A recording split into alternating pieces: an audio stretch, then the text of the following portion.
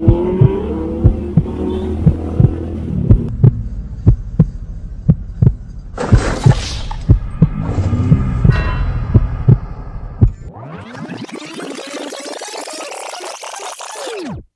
rider ka, alam kong napaka-espesyal din para sa'yo ang araw ng linggo dahil kalimitan sa araw na to ginaganap ang pinakahihintay mong breakfast ride, lalong-lalo na pagkasama mo pa ang buong tropa para gumawa na naman ng masasayang alaala.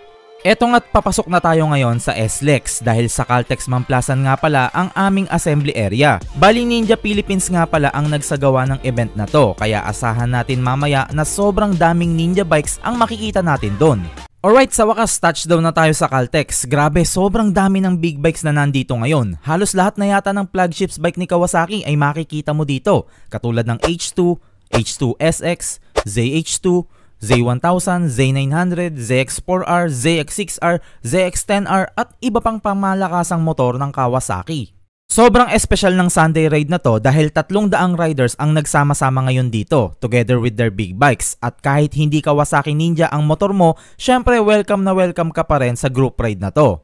Last year, umattend din tayo, no? So kahit hindi tayo Ninja, so ito yung motor natin, no? So ayan, CBR. According naman kay Boss JD, yung president, welcome naman daw lahat ng motor, kaya sumama kami. Actually, sobrang feel at home ako dito at madami agad akong nakilala na mga bagong kaibigan. Ayun po, kasama po natin ngayon ang Angkas King with blue jacket. Si Nathan, isa sa mga malulupit na drone shotter. Ayun o guys, so tingnan nyo doon, sobrang daming umattend ngayon. Grabe, hindi na maganda maya o mga Ninja bikes dito ngayon sa Caltex Mamplasan, no? Present nga din dito yung mga bigating personalidad katulad nila Senator JB, President ng Wiltec na si Sir Roscoe, at syempre ang napakagandang lady rider na si Miss Step 5.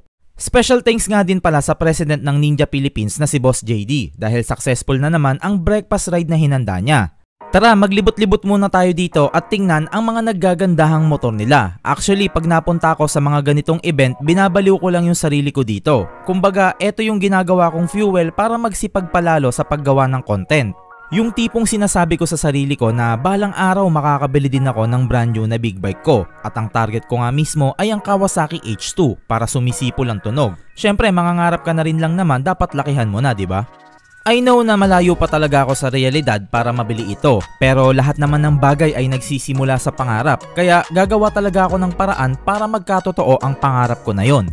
Grabe guys, nandito din ngayon ang isa sa pinaka-rare bikes ng Wiltec. Walang iba kundi ang Bimota Tessie H2. If I'm not mistaken, nasa 4.9 million ang presyo nito ngayon.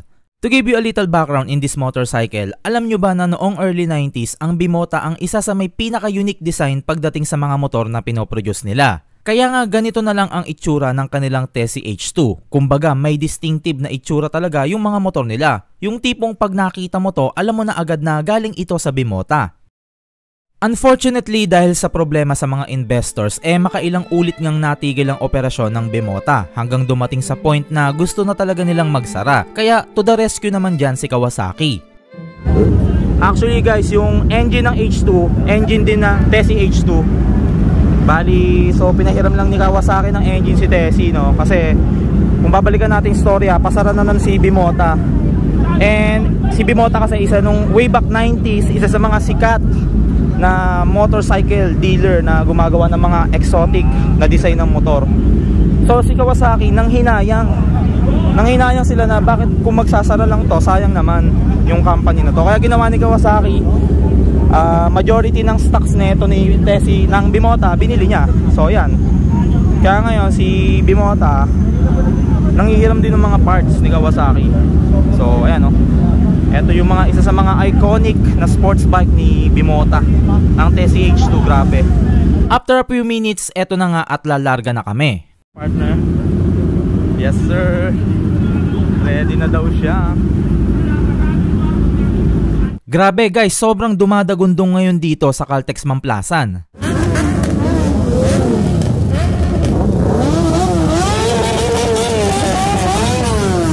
Imagine, 300 big bikes baga naman ang sabay-sabay na nag-cold start. Ewan ko na lang kung di ka mabingi dito. Ang sarap sa pakiramdam, grabe, sobrang nag-goosebumps talaga ako ng mga oras na to. Alam mo yung pakiramdam na pinaghalong naiihi at natatae, ganun na ganun ang nararamdaman ko. Alright, back to SLEX na ulit kami. Bali ang venue nga pala namin ay dito lang sa may Royal Tagaytay Estates. Kasabay nga pala natin ngayon ang team ni Jedron na present din ng lahat ng kanyang mga big bikes. Kalimitan sa expressway, normal lang nababarahan ng kotse ang mga tollbooth dito, lalo na tuwing rush hour dahil halos 4-wheeled vehicle lang naman ang kadalasan na dumadaan dito. Kaya this time very unusual talaga na mabarahan ito ng mga motor. Can you imagine 300 big bikes baga naman ang nakapila ngayon dito? Pero ganun pa man, sulit pa rin naman ang paghihintay natin dahil once a year lang naman nangyayari ang ganitong pagtitipon. Akala ko nga magiging smooth na lahat ang pagpunta namin sa venue, pero nung nasa bandang Tagaytay na kami, merong hindi inaasahan na nangyari dahil isa sa mga kaibigan namin ang na-involve sa collision.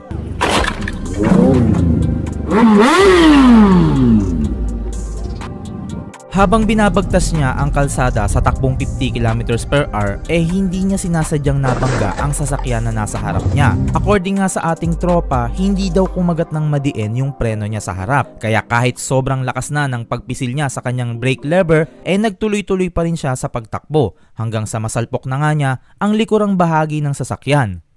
Pero isang himala nga na walang natamong damage yung sasakyan at hindi rin nasugatan ng ating rider. Kaso nga lang nabasagan naman siya ng headlight. Pero buti na lang mabait din yung driver ng sasakyan at nagkaareglo naman ang magkabilang panig kaya the show must go on.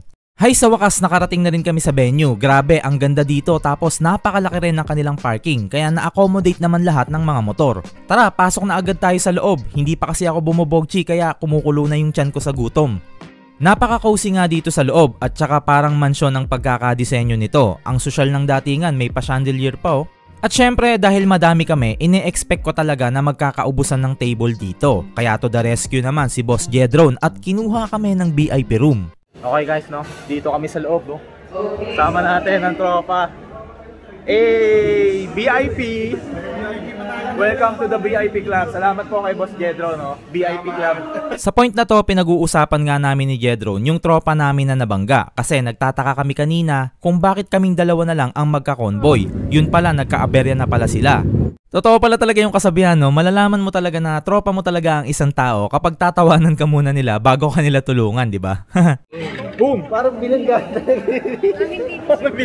Parang binangga. Epic fail pa nga ako kanina kasi lagpas na pala kami ni Boss Jed sa Royal Tagaytay. Kaya pala nagtataka na rin ako kasi wala na kaming kasabay na ninja. Yun pala, panasugbo na yung ruta namin. Hindi, lagpas na pala. Ano nilagpasan nyo na to? Nilagpasan na to. Tapos ito ayaw pa huminto. Pakaibigan tunnel na. Yun, sa wakas, dumating na rin yung pagkain namin. Tamang-tama dahil kanina pa ako naglalaway sa gutom. Bulalord. Sino nagbulalo? Bulalord, no? Tingnan mo naman. Tingnan mo naman. Tingnan mo naman. Tingnan mo naman yung pagkain, no? Kasi ano, Napakasarap. favorite niya yun eh. Ano to nga? Bicol Express. Langganisa, yun, no? Oh, dalawang itlog. Dalawa itlog kaso malasado pero okay lang yan. Sir, may ketchup kaya dito?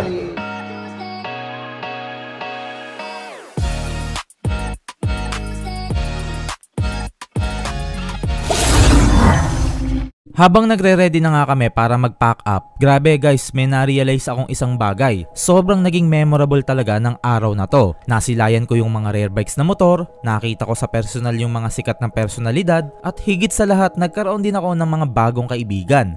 Kung pwede ko lang sanang ipahiram sa inyo ang mga mata ko, masasaksihan nyo rin sana yung masasaya at nakakamanghang pangyayari nung araw na to. Na kahit ako mismo hindi rin makapaniwala na may ganitong community pala na nag-e-exist sa Pinas. I hope na sana sa mga susunod pa na panahon magtuloy-tuloy lang ang ganitong kultura dito sa atin. Bago magtapos, big thanks nga pala sa Ninja Philippines dahil hindi ko mararanasan ang ganitong group ride kung hindi dahil sa inyo.